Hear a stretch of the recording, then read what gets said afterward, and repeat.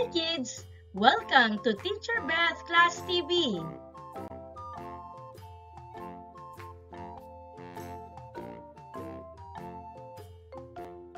Ngayon ay tatalakayin natin ang pang-uri, mga salitang naglalarawan. Sa araling ito, iyong matutukoy ang mga pang-uri at ang mga salitang inilalarawan nito. Handa ka na ba? Naaalala mo pa ba kung ano ang pangalan? Tama! Ang pangalan ay mga salitang tumutukoy sa ngalan ng tao, bagay, lugar, hayop o pangyayari. Narito ang ilan sa mga halimbawa. Nanay, ngalan ng tao. Lapis, ngalan ng bagay. Paaralan, ngalan ng lugar. Aso, ngalan ng hayop. Pasko, ngalan ng pangyayari. Naaalala mo pa ba kung ano ang panghalip? Tumpak! Ang panghalip ay mga salitang panghalili o pamalit sa pangalan ng tao, bagay, hayop o lugar. Narito ang mga panghalip. Ako, ikaw, siya, kami, tayo, sila. Alam mo ba kung ano ang tawag sa mga salitang naglalarawan ng pangalan at panghalip? Ito ang pang-uri. Ang pang-uri ay salitang naglalarawan sa pangalan o panghalip. Maaaring inilalarawan nito ang katangian, itsura, kulay, bilang o dami, hugis, laki, amoy o panlasa. Narito ang mga pang-uri na naglalarawan sa tao. Mabait, maganda, masipag, malungkot, matangkad, tamad, maliit, mabagal, matalino, payat, malusog, maitim, mayumi, matapang, singkit, bibo, matyaga, matulungin. Ngayon naman ay ating pag-aralan ang mga susunod na pangungusap. Ating tukuyin ang pang-uri sa bawat pangungusap at kung ano ang inilalarawan nito. Handa ka na ba? Mataba. Si Lester ay mataba. Ang pang-uri sa pangungusap ay ang salitang mataba. Inilalarawan nito ang pangalan Lester. Ito ang pangalan ng tao. Marumi. Ang bata ay marumi. Ang salitang marumi ay ang pang-uri. Inilalarawan nito ang bata. Ang bata ay pangalan ng tao. Masaya. Si Lance ay masaya. Ang salitang masaya ay ang pang-uri sa pangungusap. Inilalarawan nito si Lance ng ngalan ng tao. Matanda. Matanda na si Lola. Ang salitang matanda ay pang-uri. Inilalarawan nito si Lola at si Lola ay ngalan ng tao. Narito naman ang mga pang-uri na naglalarawan sa mga bagay. Malamig, mainit, makapal, manipis, malambot, matigas, mahaba, maikli, mataas, mababa, bilog, parihaba, makulay, asul, malinis, marumi, magaspang, makinis. Muli nating pag-aralan ang mga susunod na pangungusap. Tukuyin natin kung alin ang pang-uri at ang salitang inilalarawan nito. Handa ka na ba? Mainit. Ang kape ay mainit. Ang salitang mainit ang pang-uri sa pangungusap at inilalarawan nito ang kape at ito ay ngalan ng bagay. Matalim. Ang kutsilyo ay matalim. Alin ang pang-uri sa pangungusap? Tama. Ang salitang matalim ang pang-uri at ang inilalarawan nito ay ang salitang kutsilyo at ito ay ngalan ng bagay. Pula. Ang bulaklak ay pula. Maaari mo bang tukuyin ang pang-uri sa pangungusap? Magaling. Pula ang pang-uri at ang inilalarawan nito ay ang bulaklak at ito ay ngalan ng bagay. Matamis. Matamis ang tsokolate. Ang salitang matamis ang pang-uri sa pangungusap na ito at inilalarawan nito ang tsokolate at ito ay ngalan ng bagay. Narito ang ilan sa mga pang-uri na naglalarawan sa mga lugar. Malawak, masikip, tahimik, magulo, maunlad, payapa, malayo, malapit, mabato, maaliwalas, malaki, maliit, makulay, asul, malinis, marumi, mataas, mababa. Mga bata, muli nating pag-aralan ang mga pangungusap. Madilim. Ang kuweba ay madilim. Ang salitang madilim ang pang-uri sa pangungusap at inilalarawan nito ang kuweba. Ang kuweba ay ngalan ng lugar. Malinis. Ang batis ay malinis. Malinis ang pang-uri sa pangungusap at inilalarawan nito ang batis na ngalan ng lugar. Makulay. Ang hardin ay makulay. Ang salitang makulay ang pang-uri sa pangungusap at inilalarawan nito ang hardin. Hardin ay ngalan ng lugar. Malawak. Malawak ang palaruan. Maaari mo bang tukuyin ang pang-uri sa pangungusap at ang salitang inilalarawan nito? Magaling. Ang salitang malawak ang pang-uri sa pangungusap at inilalarawan nito ang palaruan. Ang palaruan ay ngalan ng lugar.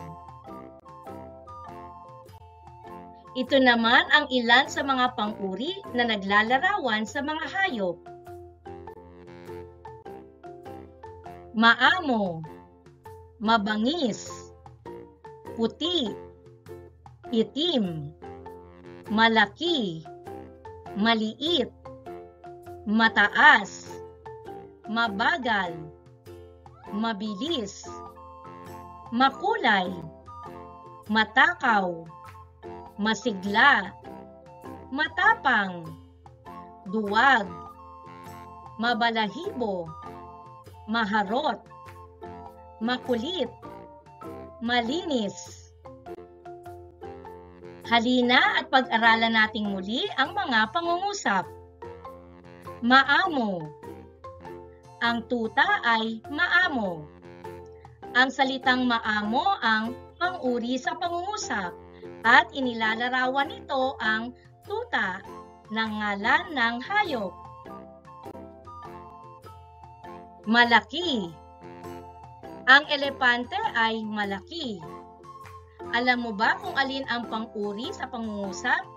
At ano naman ang salitang inilalarawan nito? Tumpak. Ang salitang malaki ang pang-uri at inilalarawan nito ang elepante ng ngalan ng hayop. Mabangis. Ang leyon ay mabangis. Ang salitang mabangis ay ang pang-uri at inilalarawan nito ang leyon ng ngalan ng hayop. Dalawa.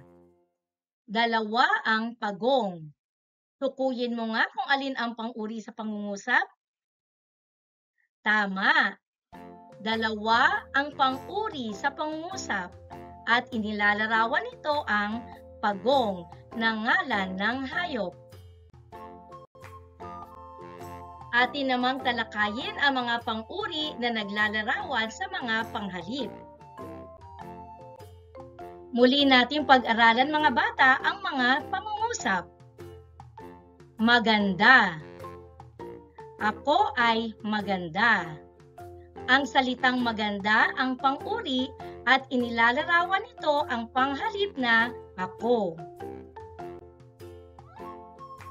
Masipag. Siya ay masipag. Ang salitang masipag ang pang-uri at inilalarawan nito ang panghalip na siya.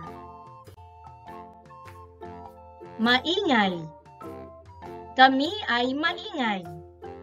Maaari mo bang tukuyin ang pang-uri sa pangungusap at ano ang inilalarawan nito? Magaling! Ang salitang maingay ang pang-uri at inilalarawan nito ang panghalip na kami. Malulusog. Sila ay malulusog. Ang salitang malulusog ay pang-uri na inilalarawan ang panghalip na sila. Tandaan, ang pang-uri ay salitang naglalarawan sa pangalan o panghalip. Maaaring inilalarawan nito ang katangian, itsura, kulay, bilang o dami, hugis, laki, amoy, at panlasa.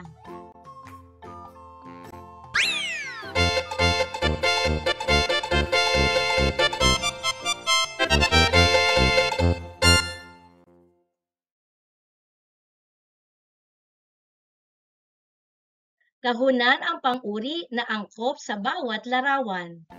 Maaari mo ring isulat ang iyong sagot sa comment section. Mainit, malamig, malambot.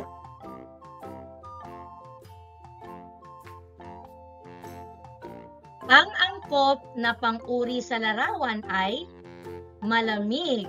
Ang yelo ay malamig.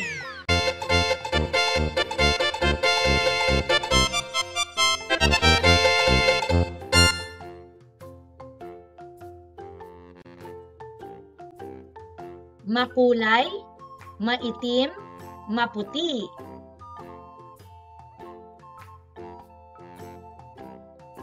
Ang angkop na pang-uri sa larawan ay makulay. Ang bahaghari ay makulay.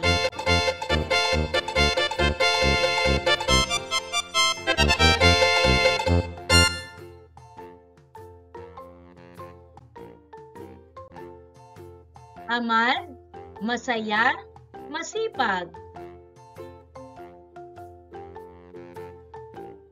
Ang angkop na pang-uri sa larawan ay masipag o masisipag. Ang mga bata ay masisipag.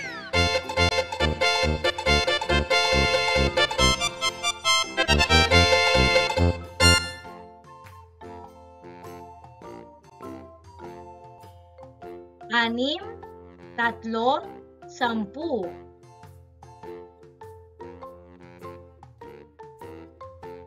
Ang angkop na pang-uri sa larawan ay 6. 6 ang mga langgam.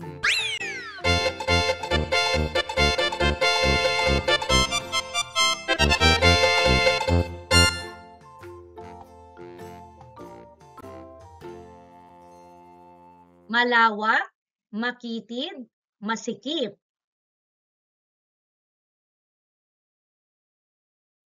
Ang angkop na pang-uri sa larawan ay malawak. Ang farm ay malawak.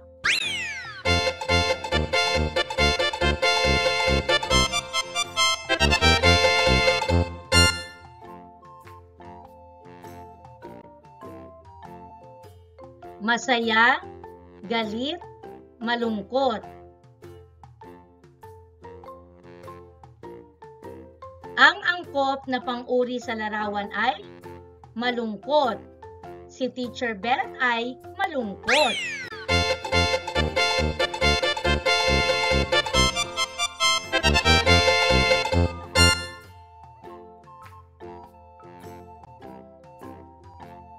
Bilog, parisukat, kwadrado.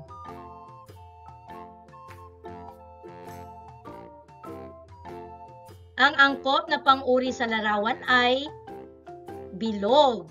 Ang bola ay bilog.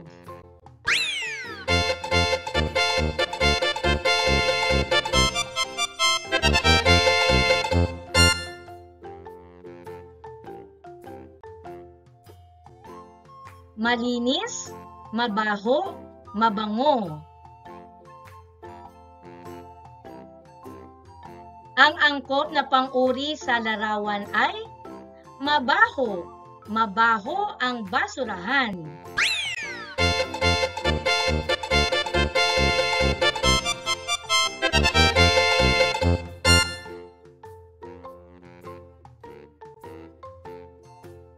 Malakas, mahina, mabagal. Ang angkop na pang-uri ay malakas. Si Teacher Beth ay malakas.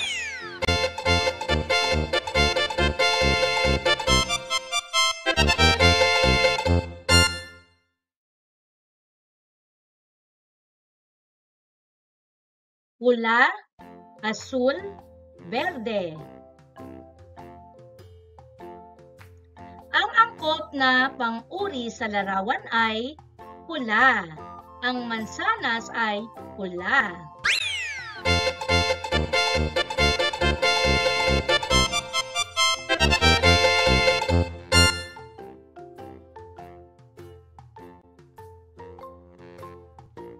I-check ang pang-uri o salitang naglalarawan sa bawat pangkat. Maaari mo ring isulat ang iyong sagot sa comment section.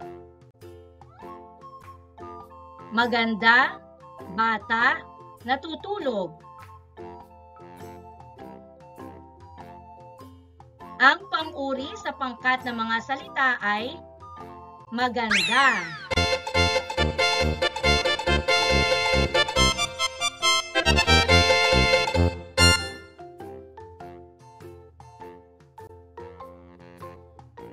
Nagdidilig, masipag, hardinero.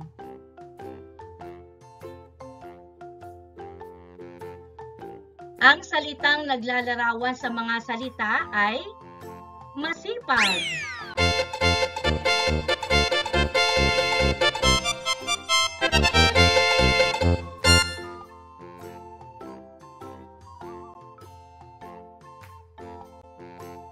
Mapait, kumakain, candy.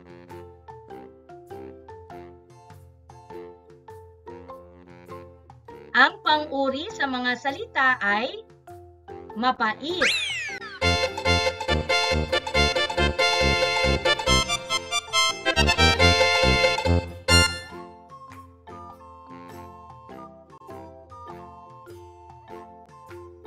Paaralan, kaklase, marami.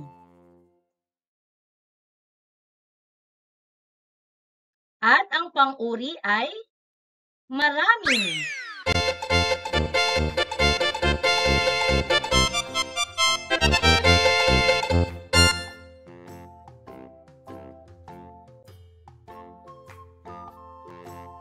Rosas, mabango, magsasaka.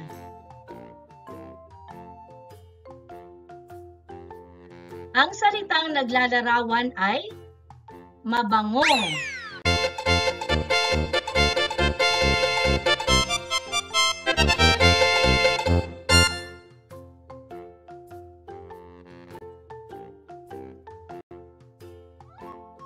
Kahunan ang pang-uri at gumuhit ng araw sa salitang inilalarawan nito.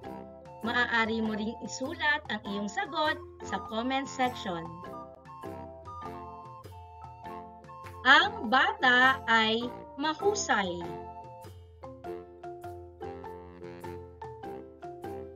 Ang pang-uri sa pangungusap ay mahusay at inilalarawan nito ang bata.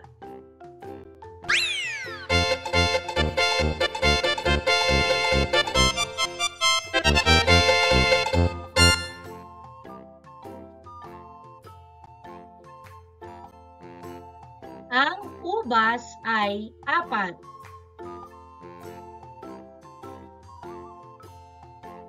Ang pang-uri sa pangungusap ay 4 at inilalarawan nito ang pangalang ubas.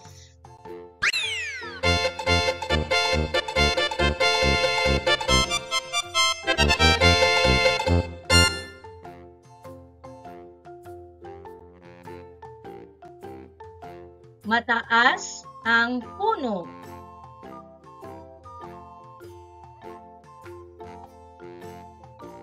Ang pang-uri sa pangungusap ay mataas. Inilalarawan nito ang salitang puno.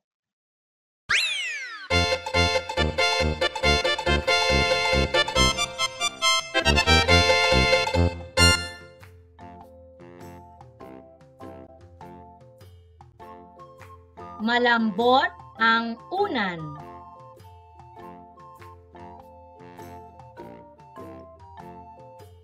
Ang salitang naglalarawan o pang-uri sa pangungusap ay malambot at inilalarawan nito ang unan.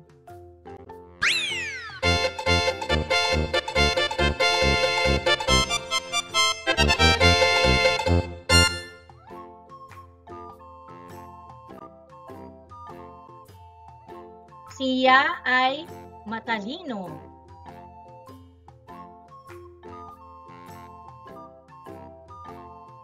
Ang pang-uri sa pangungusap ay matalino at inilalarawan nito ang panghalip na siya.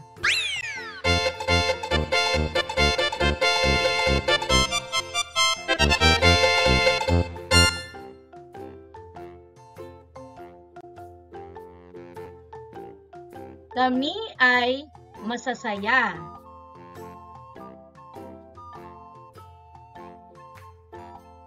Ang pang-uri sa pangungusap ay masasaya at inilalarawan nito ang panghalip na kami.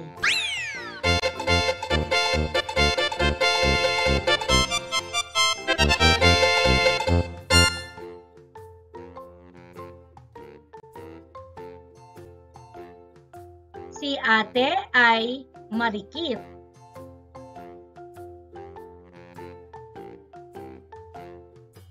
Ang pang-uri sa pangungusap ay marikit at inilalarawan nito ang ate.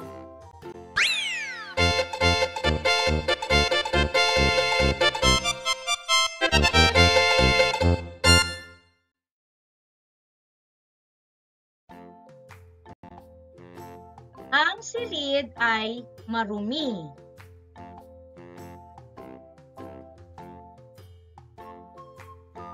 Ang pang-uri ay ang salitang marumi at inilalarawan nito ang salitang silid.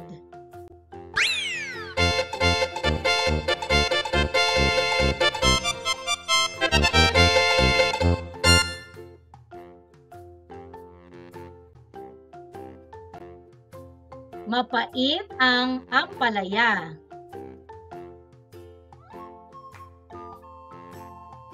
Ang salitang naglalarawan sa pangungusap ay mapait at inilalarawan nito ang ampalaya.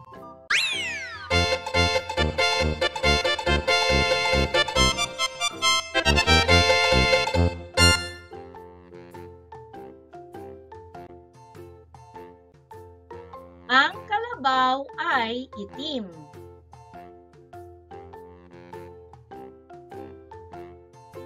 Ang pang-uri sa pangungusap ay itim at inilalarawan nito ang kalabaw.